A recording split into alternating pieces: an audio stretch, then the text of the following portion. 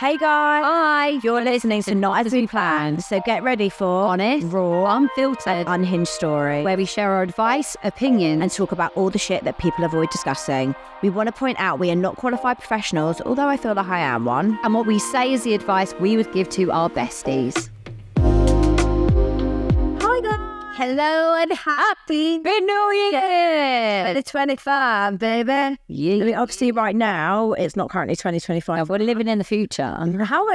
Guys, what is January like? How is it serving you? How was your new year? Weather like, what did anyone expect? Did anyone eat 12 grapes under the table? Oh yeah, I've seen all that. But anyway, no, like we're actually still currently stuck in December, but we know that you're listening to this in January, so we thought we could say Happy New Year, and now we can talk about our shit show of a life in December. Yeah, I'm feeling really flat now. Like I was in a really positive mood when I woke up, and then I hit standstill 2-hour traffic to get. If you know the M25, you know. But like, do you know what? I think that's the worst I've ever had before. I didn't move for 45 minutes, and you know when you're like, there's a lorry in front of me, a lorry to the side, and a lorry to the side. I felt a bit claustrophobic. I get that. There's nowhere to go. Panic.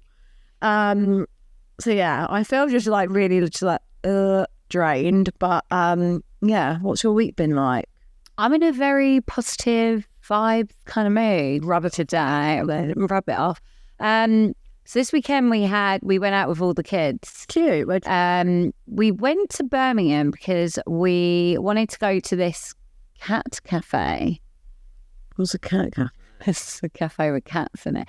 Basically, it's really sweet. I'm not a cat lover. My kids are obsessed with cats, and so are his. So we were like, well, it was his idea. It was like, let's go to the cat cafe, and then we also did crazy golf, which I was worried about, but honestly, it was just so good. So like, his eldest she's just so good with the younger ones, particularly Milo. Milo's now obsessed with her, like fully. He hasn't stopped talking about her. And she was wearing like an off-the-shoulder top, and I was in Lidl the other day, and after he's swimming, he has like this onesie on, and he'd unzipped it and pulled it off his shoulder, and I was like, Milo, it's freezing, can you pull up? He goes, I'm being like, and then said her name, and I was cracking up. But yeah, the cat cafe, they basically take in like rescue cats. Sorry, I think that's so weird. No, it's nice. There was like cats with one eye, cats with half a tail, and then people can adopt them. And it's like, you know, it's not a cafe to eat there. You eat there, but you get like this thing that you put over your food, so the cats aren't on you, and there's hand sanitizer. Not for me. No. So literally, it's giving like there's rabies in the cake. It's like that is. Well, look, there's like fleas. Here has some fleeting. You don't go for the food. It's just like there's like pizzas and wraps and picky bits. But the kid, here's a paw. The kids loved it, and it was just really nice, like to see them all really getting on. And like I feel like each time we do something all together, like everyone's just more relaxed, and it was just like we were just like looking at them like you're just so cool. Yeah, right? It was really nice. And then I braved taking my boys to see Wicked. I'm really like Milo's young. So we've been playing the soundtrack for ages, right. And the boys like they love singing their hearts out. And like I showed them the trailer, and Theo was like, I really want to see it, Mummy. And I was really worried about Milo. It's a really long film as well, and also I thought it could be a bit scary, but it's PG. Anyway, I was like, I'm not sure. Maybe we'll wait till it comes on the telly. And they were like, Mummy, we want to see Wicked. And I was like, do you know what? Worst comes to worst, it goes to shit. I get up, I'll walk out the cinema and accept it wasn't meant to be. They were brilliant. Theo was fixated the entire time. Like, absolutely loved it. At the end, it says to be continued. It's like, we have to see the next one.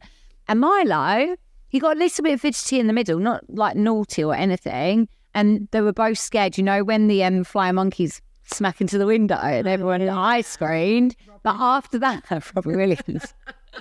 But after that, they were absolutely fine and both loved it. I haven't stopped talking about it. I literally won't take Blake because I think he'll have nightmares of the monkeys, like when the wings come out and like. But we had a conversation about it afterwards. Like, they're not bad monkeys. They got given wings and they didn't want them. They were probably just a bit angry. Yeah, no, but I'm not doing it to myself. No, I mean, sleepers. Do you know what? I feel like that was the last good day I've had of Milo. He's gone through some trend. Maybe he's turned into a monkey, but he has turned into a devil child this week.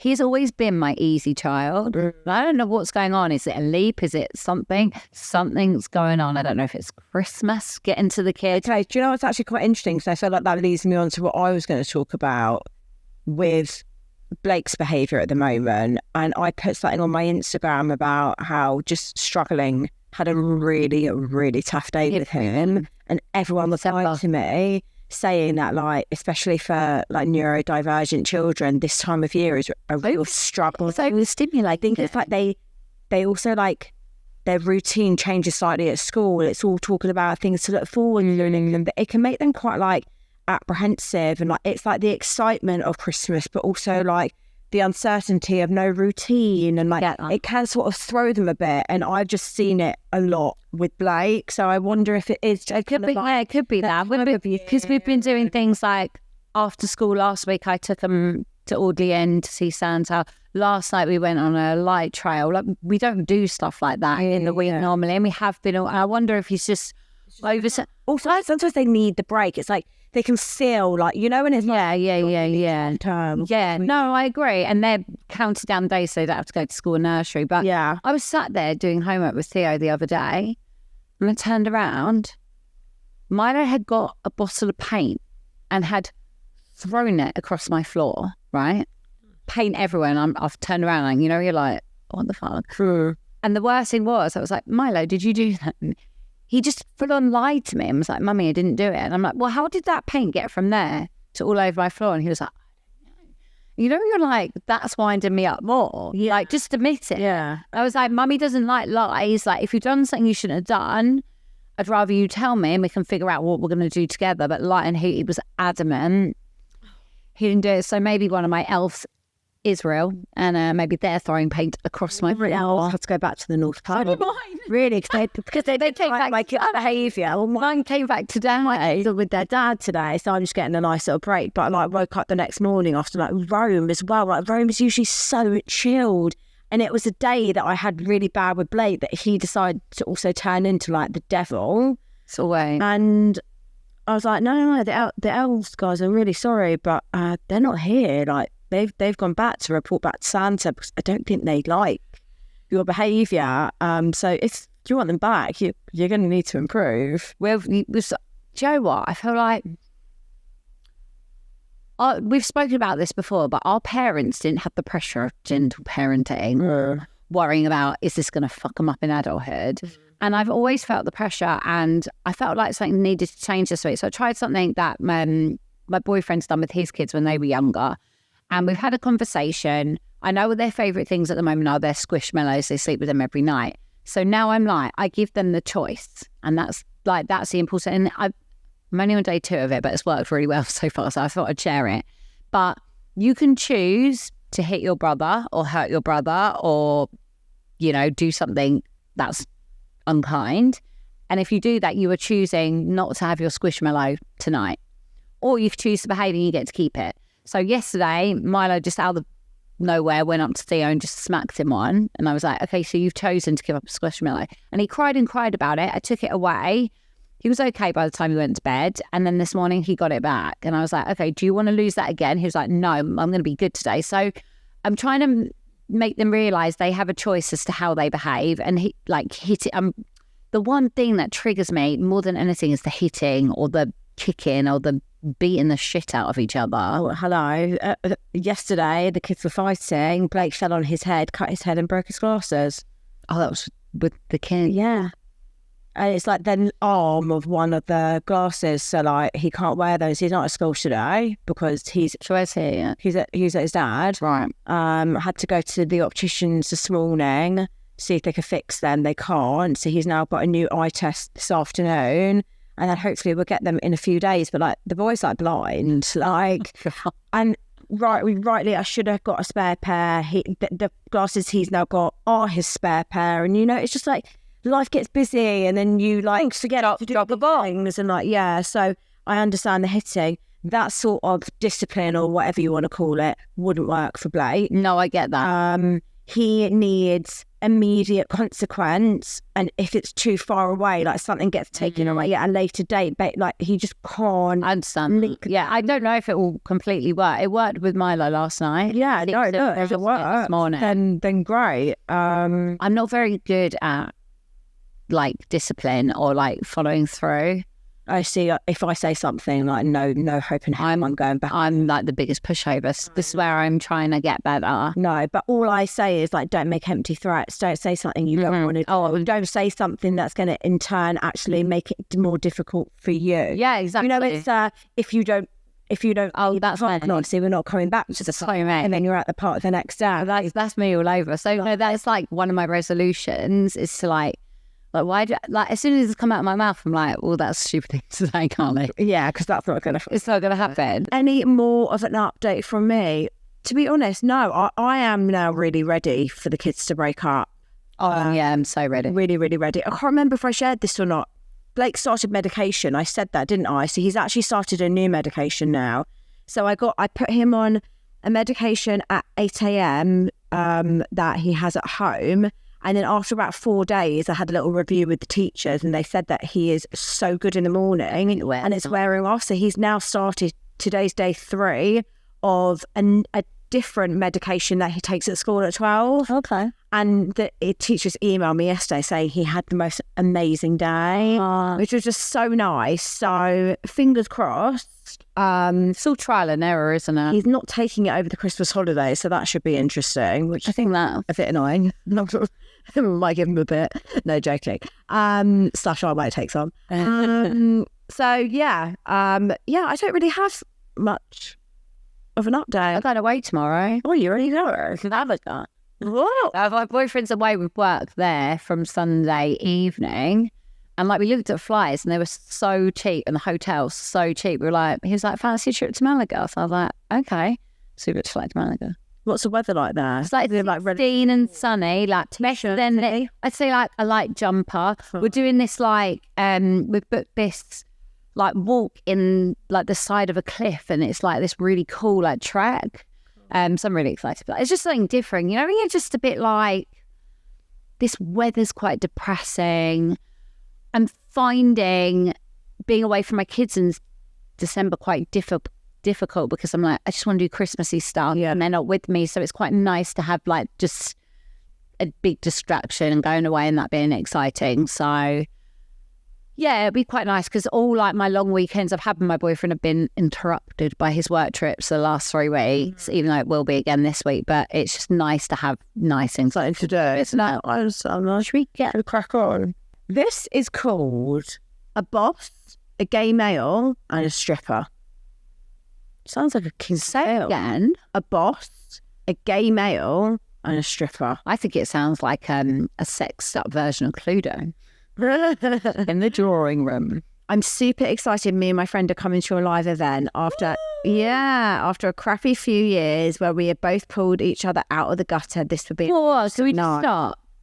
Me and Cash sold out of our event in less than 24 hours. Whoa. Actually, it was 14 hours. We sold out of our event in Patreon, which we did not anticipate. We had to call the venue and beg them to allow us to have more tickets. So smashed it. We've smashed it. And thank you guys, because that would not be a thing without you. I think we undersell ourselves to ourselves. Yeah, we're very, very excited. We can't wait. Exciting things to come. Can't wait to meet you guys. Okay, I'm a single mum to 2 beautiful children where I have them majority of the time. As their dad says, it's no longer substantial for him to have them every day. Off he gets. Yeah, nice one. What do I do? Anyhow, I'm currently going through a divorce, a messy one at that, where we're going to end up in court to settle things. That's a different story for another day. But 2 years ago, I met someone who I believed was going to be my person. I felt all the feels that I had never had before. I looked at him and thought, wow, how did I get so lucky? No, I think that right now. Yeah, that's how, do you know what? I'm doing this new thing because I've literally had a conversation this week where he must have listened to the episode on the way to me on Monday. And he was like, Carly, this is really damaging to your brain right now, like all the stuff you're hearing. He's like, no wonder, like, you've got issues. And I'm just trying to put myself in a new headspace, like, yeah, this is your guy, but this isn't my guy. I've got a good one and he's never going to do this. So I'm trying to positive. I tell you what I sometimes say, like I sometimes like I don't like this seems too good to be true. Yeah. And I try and flip it and think, actually no, I deserve this. I've got what I now deserve. Deserve it, exactly. Anyway, he equally seemed so into me and was loving, caring, thoughtful, the lot. Everyone who knew him said how honest, loyal, nice he was, something I'd never had before. As every relationship I have been in, they have cheated on me. I was very good and trusting first until they gave me a reason not to. Despite my past, I still felt that he shouldn't get the grief that someone else had caused me. How naive I was. After about 9 months into our relationship, I noticed a change in his behaviour. It's always that change.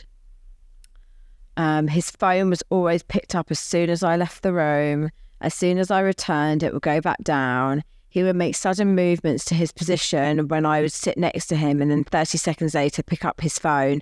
But the position he had moved into meant that his phone screen was out of view. He always wasn't as affectionate with his words like he once was. I'm not daft, and I've seen all the tricks in the book in my previous relationships, including my marriage. One time I went to an early morning gym class and he laid asleep in my bed. 5 minutes drive and I'm at the gym. I went to message him on WhatsApp to ask about what brekkie he wanted me to grab when I was done, and surprise, surprise, he was online. I spoke to him about it, that I found it odd as he was asleep when I left and his phone was downstairs, so he had shot out of bed as soon as I left, only to be messaging. He offered me his phone for me to check and said, I just think you're being insecure. I took this on the chin, as actually it may have been the case due to my past I didn't check his phone as I was worried about looking like a psycho. How wrong was I? I introduced him to my children a year into our relationship because he told me he wanted the family life with me, etc. Convinced me completely. I waited a year because I didn't want my children to meet several partners. I only wanted the one. He would say things to me like, I'm going to marry you one day. The works. Everything I'd hoped for in a relationship I thought I had. No. Wrong. We went to his friend's wedding last year where he was the best man and I knew no one. It was a lovely day. We had a great time and honestly thought how lucky was I. But there was still a niggling inside me. The following morning where we had stayed at the venue, he was on his phone in bed while I was getting ready, so I thought I'd test it out. I was getting up and down the bed so quickly just to test it every time he would put his phone down. And honestly, every time, up, down, up, down. Funny now I think about it. I knew I had to get on his phone. I didn't know his password, but I knew the last digit as I had seen him punch it in. Before we left the venue, he asked for a photo of us. Both handed a woman the phone and it was locked. Brilliant, now's my chance.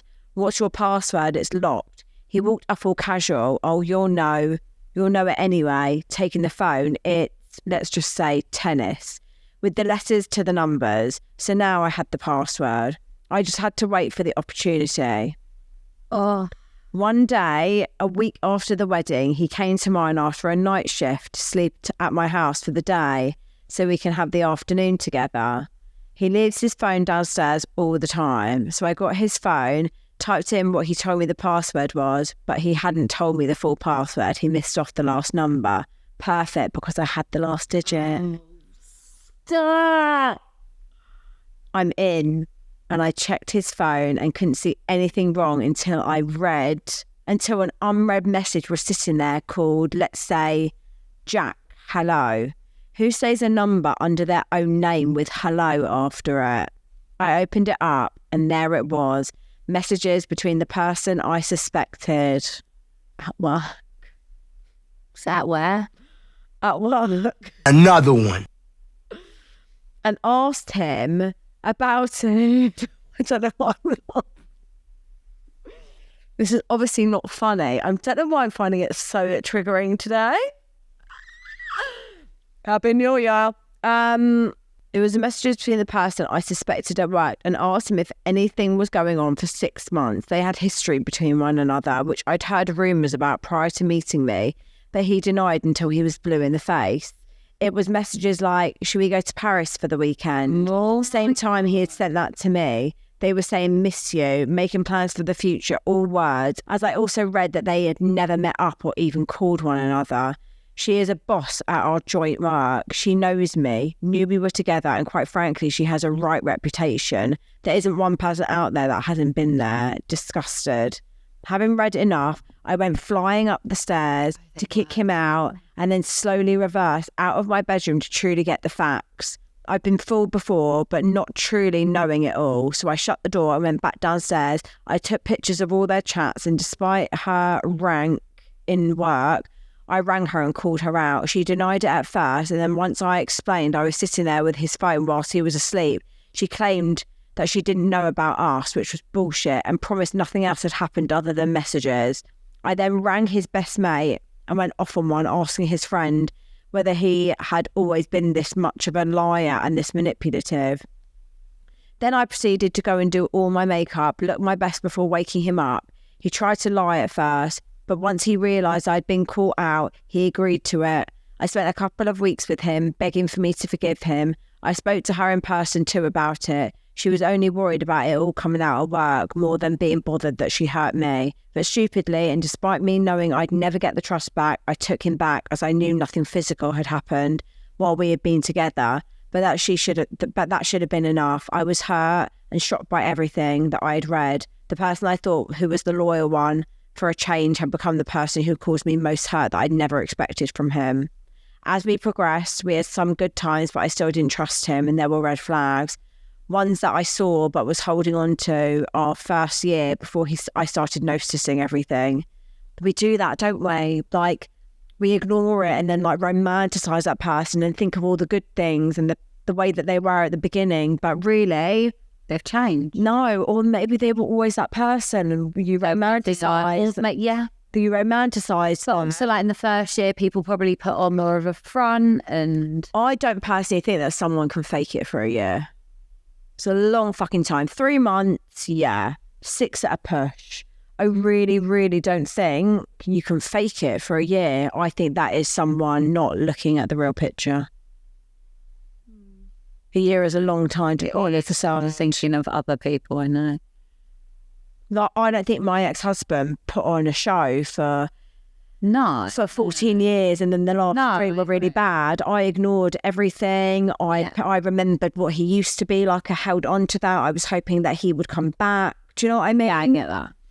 He would visit his best mate who lives miles away to never take me, even after they had their first baby and I asked to go with and see them. Bearing in mind I'd been to their wedding, and again, he didn't take me. Time alone was rare, and I should be jumped at the chance when we were able to do, so I couldn't make sense of why he wouldn't want to see me. Christmas Eve, he was driving back to mine from visiting his friend. He was very good with communication and would FaceTime me always when he was away, so I felt reassured, and he spent Christmas Day with me and my kids, and everything seemed amazing. But May this year, something felt off. He was still very open about his phone since it all and kept the same password, but he would delete everything, claimed it was his OCD. I noticed there were blocked contacts in WhatsApp, so I take a photo of those, and I also noticed that he had blocked his male gay boss on WhatsApp from seeing his profile picture, which was a picture of me and him again. Another reassurance to me to have us on his profile. I remember when my ex-husband changed his WhatsApp picture from me and him to just the kids. Oh no, just him. Just him. And I questioned working out. and I questioned it, and he was like, "You're so paranoid." Cool. I think that's probably quite common. Why hide your male boss? He denied it being anything and claimed it must have been an accident. A few days later, I noticed a message pop up from an unsaved number, but the profile picture was his boss, someone who I also know, as we work in the same place. Again, he gave some bullshit story, but I believe he was just getting attention from him and probably quite liked it. I spoke to him about his blocked contacts without letting on that I had a picture of them, and again he claimed that they were spam. I had too much going on with my divorce to think about that being a lie, so I sat on it until I was ready to face it. But one contact out of the 3 really stood out to me. It was a female name with a female profile picture, and I just got this feeling. In June this year, I messaged him explaining that the spam blocked contacts didn't sit right with me, so I asked him to send me a screenshot of the contacts. He made a real fuss about it, but eventually sent me the screenshot. One number had been removed and replaced with another one. the one I got a feeling about had been removed. So I knew I had to make contact with her. I messaged and we had a few back and forth messages and she offered me to call her. So I did. Oh my God. She told me I don't want to know. She was a stripper. And she works in the town where he goes to meet his best friend. He's been in the club the night before Christmas Eve and chatted to her, didn't have a dance, but said to her that he wanted to take her out and treat her like she deserved. And she gave her her number.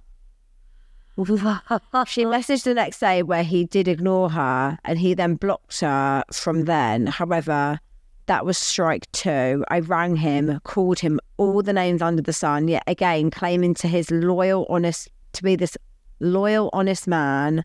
However, going to strip clubs and chatting up strippers, for what reason, when you're coming back home and spending Christmas with me and my children? I wasn't having it. So that was that. All done. However, it's not. Because why can I not get him out of my head? Why have I not moved on from him? I see him most days at work and it hurts. I'm in a much better place now than 2 months ago, but he still has a hold on me. He still contacts me. He's still this nice person who I enjoy speaking to. I've since been told he is now seeing another girl on his team. She's only just left her husband and I suspect she's probably left him for him. Should I approach her and tell her what he's like? It was only the other day he was messaging me saying that he still loves me and he still wants to continue to message me because he doesn't like the idea of me moving on. Yeah, because he's breadcrumbing you, babe. My head is, I know I wouldn't get back with him. He doesn't deserve me, but my heart still replies to his messages. Why do I?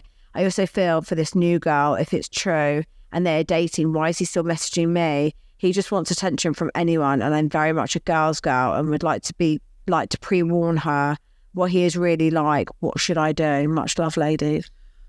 Look, we've said before, I don't think you need to necessarily get involved. Let her figure that out herself. I think there might be a part of you that wants to do it to stop it. Like, are you really doing is it for her or is it for her enough? I don't think so. It's going to be for you. This man is bad news. You say it's strike two. What's it going to take for you to realise this man's not going to change? Like, I think the thing that stood out for me there is the second time round. That's only what you found out. I bet there's more going on that you don't know about. You know, crossovers, other women. This man doesn't sound like a good guy. He's not a good guy. He's making empty promises. I think when someone demonstrates to you that they cannot be trusted anymore, you need to read that, because trusting someone you're with is very, very much bare minimum. And I don't know how you would carry on and move forwards and actually legitimately trust someone. Do you know what I think the thing is? I think that when someone does something and completely breaks the trust in a relationship, you really, really want to think that you can forgive them and that things will go back to the way they were. But I think the longer you hold on and the more chances you give, all you're really doing is delaying the inevitable, because not having that trust and becoming paranoid, it becomes toxic in your relationship. And I lived that. That was me in my marriage. And I think that you hold on for so long, but really all you're doing is wasting valuable time and giving someone your energy when they really, truly don't deserve it. Unless, don't get me wrong, there are times where it can work out and people sort it and there's remorse and whatever. But I just feel like what we've read, I think, is the prime example of you need to now really look at what you're dealing with. He's not a good person. Stop romanticising him. Stop romanticising the relationship. Really look back and figure out that in that year that you thought that he was good, he probably wasn't. There were probably He's things... not gone away and done any kind of work. Yeah. Anything to like reassure. Like if that was me, not if that was me, but like you'd think if someone was trying to prove to you like you can trust them, they'd do anything. They wouldn't make stupid little slip-ups like that. Like we shouldn't be doing those things in the first place, let alone slipping up on it. But I think the mistake that we make a lot is we see these things happen in front of us, they unfold, they're bad, they're red flags, they can't be trusted. And look, I'm guilty of it. You don't have the strength to leave. You love them. You don't want to accept it's happening either. It's ruining your little plan. It's ruining your little life you had. And what you envisioned to be your future. But the only time you'll ever really truly be happy is when you accept what you found out, who they are, and move on from it. And it's taking that responsibility now to really do the work on yourself and cut the contact as best as you can. I know you work with him, which isn't ideal, but yeah, we're excited to see you in February, and hopefully by then you can give us a little update, and hopefully you have put him in the bin, because that's where he belongs. Breakup round 2. Oh.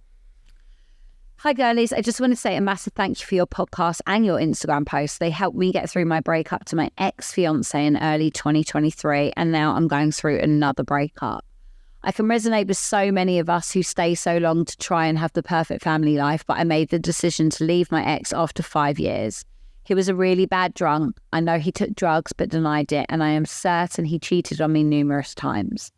I saw a text on his phone to his friend once saying, if she asks, I was with you. And another occasion, we used to have each other's location. One night when I was early pregnant, he came in 7 a.m. the following morning and at the time lied that he was at someone from work's house. I later found out that's not where that person stayed, and even when we broke up, he couldn't answer me where he was that night. Instead, he said I was blackout drunk. This is the short version, and I ignored way too many red flags, but I finally made the decision to leave, and I'm so glad I did. We broke up less than 2 years ago, and he's already about to have another baby with someone else. I checked out of our relationship way before it ended, so I'm not hurt, but it still feels shit. I think so many women do the checking out. It's like a no fat. I think I said it last week or the week before, whereas like, if a woman has broken up with you, she didn't make that decision on that day. That's so true. Yeah, no, that's so true. Honest, like, I'm telling you now, unless they've been hit with news that they suddenly found out, if a woman has broken up with you and you thought your relationship was okay, she planned it months ago. Burn. He's a typical nasty, narcissistic ex, and I'm struggling so much at the minute because my daughter, age 4, is so upset whenever she's going to his, and I've recently changed my work to spend an extra day with her, which means I'll now need to see her dad once a fortnight. But when I told her she wouldn't be in nursery on Fridays anymore, she was so excited and said, Mummy, does that mean I never get to see Daddy ever again? And it actually breaks my heart. But when I ask her why, and I've tried so many different things, she just says, because I want you, Mummy. I bought the book one of you recommended, but do you have any other tips? Or have you been through this? We'll come back. Should we come back to that in a minute? Yeah. Mum? Fast forward, I met my current partner, ex-partner, in September last year. Our friends introduced us and we could literally write each other's story. We broke up the same weekend with our exes, both together the same length of time, both have a daughter and the same age, and our weekends with the girls were the exact same. Basically, we went on our first date and have been inseparable ever since. Over time, there have been things I've been unhappy with. He's so laid back, but far too chill that his attitude was basically, because we live together, of course, he wants to be with me, but no real reassurance or any words or actions to make me feel properly loved. There's been white lies, such as him borrowing his brother-in-law's shoes, but saying they were his, or money things. Anyway, the final straw was that I had gone on his phone and shared his location with me. I'd had wine and shouldn't have done it. I genuinely do trust him because we are together all the time, but I feel damaged from my ex. His attitude is, well, that's not my fault, whereas my attitude would be, what can we do to make things better? Things were fine after he found out I'd shared the location, and then 3 to 4 days later, he hit me with the fact he was going to get his own place and was basically breaking up with me. I'd literally been wrapping the girls' Christmas presents the night before. It turned out he was speaking to his family about it before he even spoke to me, and was aware he was going to have the chat with me whilst I was still talking everything Christmas, holidays, etc. I just feel like it was meant to be with us, with our situations, and now I'm about to go through breaking up a family all over again because the girls are literally like sisters, twins, and have been inseparable for the last year. I just don't know how I'm going to cope. I know those red flags I ignored, but I shouldn't have, but I had totally convinced myself that it was meant to be because of our situations and the girls. I just feel all over the place and feel like I've gone from one extreme to the other. I know I can't change him as a person, but I just feel worthless and that he's just happy to walk away. I've suffered from chronic UTIs for almost 2 years and my mental health has suffered in turn, as well as the fact I've put on weight. I just feel really shit about myself and just don't know how I'll move on or how I'm going to ever trust anybody again. I just feel so overwhelmed with everything, and financially everything is a mess, and I feel like none of my friends understand the difficulty of it all. Sorry I said I keep this short and I've written War and Peace, but I just want to say thank you for starting your podcast. It makes me feel like we're not alone. I think there's a couple of things to address in this. So the first was about not wanting to go to the other parent's house. This is something I think we both spoke about. I struggle with this weekly. Last night we did this enlightened trail, and they have like a wishing wall.